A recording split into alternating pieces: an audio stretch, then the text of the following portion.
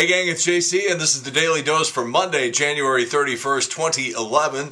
A combined venture with Mind Active in beautiful downtown Brentwood. Need some work done as far as your website or your web strategy is concerned. Call these guys at Mind Active in Brentwood. They'll take care of you. They do a great job here on the Daily Dose at jc'sdailydose.com. And also they do the ktrs.com website, and they do lots of other things that I could go into a big long list about. But why do that when the world as we know it is coming to an end? The Schnucks Panic Aisle is on fire right now. You know, I went out at 9 o'clock on Saturday morning and had to run some errands and stuff, and I knew that I was going to need rock salt because I just used it on the last ice storm. I used it all up. So I went out, and the first two places I went to, they were already out. That was on Saturday morning at 9 o'clock. Finally ended up at a place, got two big old bags, and I'm all set to go. I've heard Glenn Zimmerman at Fox 2 describe this as the ice storm of '06 meets the blizzard of '82.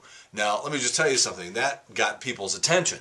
Because if you checked Facebook yesterday afternoon, we were already starting to get pictures of people going to convenience stores and Target and all sorts of stuff, and they're just empty freezer cases, totally empty freezer cases, as people are getting ready for the storm and starting to wonder, well, gosh, I could be trapped for how long? How long? But I've also seen people go the other way. I saw some stuff on one message board that I sort of look at periodically where somebody's like, oh, the sky is falling, the sky is falling. Here they go again scaring us. And it's like, no, I don't know about this one. This one I think is legitimate. That's the difference between the Schnucks Panic Aisle being open and it being on fire. I mean, when you got people jumping up and down because there's 2 inches of snow coming, a prediction that it could be, 2 to 3 inches, look out.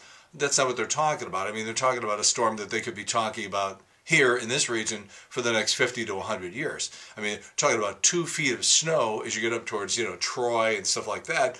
And then here in St. Louis, and especially to the point south, you could have an inch of ice. You understand what an inch of ice would look like? That's an inch right there, okay? Do you know that the Blues at the Scott Trade Center skate on what is a little less than an inch of ice? I mean, I think everybody seems to think that the, National Hockey League teams and ice skating rinks are skating on some block of ice that's 2 feet thick.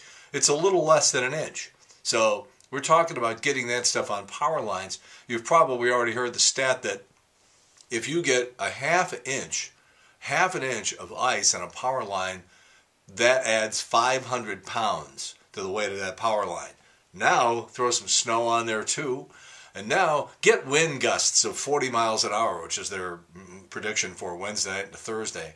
You're going to be looking at, I wouldn't be surprised to see 1 million people in this region lose their power. So, as much as it is wrong to overreact, it's also wrong to underreact. So people who are going, oh, they're just trying to scare us again. Well, you're nuts, because this is the real deal. I mean, you can see the damn thing coming.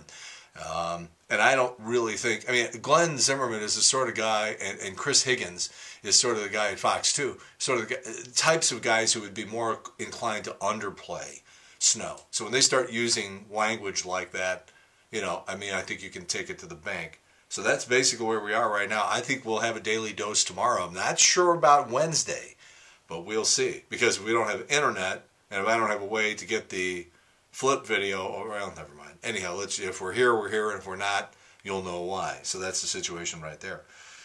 I remember talking about this a couple of weeks ago. We were all sort of longing for the days when we were kids. And I grew up in Chicago, and we had snow all the time in the winter. There was just no such thing as people playing golf in Minneapolis in January. It just didn't happen. It was 30 below with 10 feet of snow.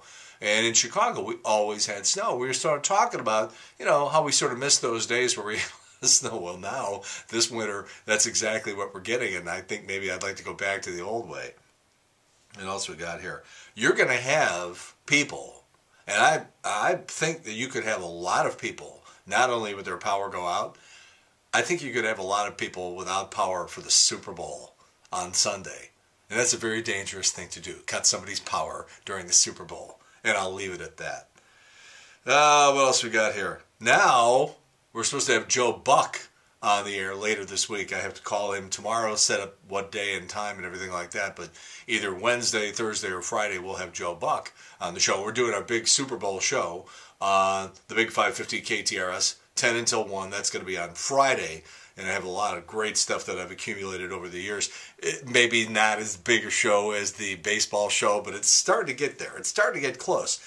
So I just took a little view of the Dallas weather forecast, and they're also expecting a wintry mix and temperatures in the low 30s today and tomorrow, and then it's going to warm up to like a blistering 33 degrees for the big media day, and that's when you have a bunch of half-naked people running around who somehow managed to get press passes. They go down to the Super Bowl and they have this big thing where they just put everybody out there on the field, and it's like thousands of media people just swarm the place, and they're all asking dumb questions, and girls that are in bikinis are asking ball players to marry them and stuff like that, because everybody's trying to not only get sound bites and stuff for their various radio and TV shows and newspapers and stuff, but they're also trying to make themselves famous. And it's going to be cold. Now, my little view into the future says that for the actual Super Bowl on Sunday, it could warm up somewhere in maybe the upper 50s. So at least it's not going to be brutal with like ice and snow and problems like that down in Dallas. Whew, I'm exhausted already. Speaking of sports, you want more proof that baseball is the best sport? Because you always get these reports, well, football has surpassed baseball as the national sport. You know what I always say? When football can put 30, 40,000 people into the stands 162 days a year as opposed to 16 Sundays in the fall and early winter, that's when you'll convince me that football is the national sport. Until then, shut the F up. So now, even further proof, National Hockey League All-Star Game yesterday. Final score 11-10. National Football League All-Star Game yesterday. The Pro Bowl, final score 55-41. You're seeing sort of like a reasonable facsimile of those sports. And the NBA is another one. Because the NBA, it's always like, 162 to 159.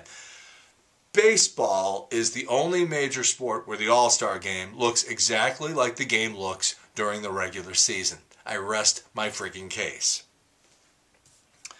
Oh boy. I gotta get a plug-in for eye candy today. Eye candy is a riot. You can't find anybody today. You can go to the Australian Aborigines and they still know what the internet is. Okay, back in 1994, we found a clip of the Today Show. Brian Gumbel, Katie Couric, and another chick all sitting there in 1994 asking really dumb questions about and making really stupid comments about this newfangled thing called the internet. It is hilarious to see Brian Gumbel ask dumb questions about what this is. So you can check that out. That's on Eye Candy today. The SAG Awards. Okay, so last Friday, I told you a story about how the Vegas odds makers are picking for best movie in the Oscars coming up in a couple of weeks. The Social Network. Now, these Vegas odds makers are pretty good at what they do, but that is absolutely ludicrous. That's ridiculous. And again, the King's Speech, not a sweep, but close to a sweep last night. Screen Actors Guild Awards. They did great in the Directors Guild Awards too. Colin Firth, Best Actor, Best Picture, Ensemble Cast, all that sort of stuff. Go with the Social Network. I mean, there's a couple of locks this year. The King's Speech, not the Social Network. The King's Speech is going to win Best Picture. Colin Firth is going to win for Best Actor. I hate to say it, Natalie Portman is going to win for The Black Swan, but that's the story there. But don't be listening to that sort of stuff. All right, what else we got here? If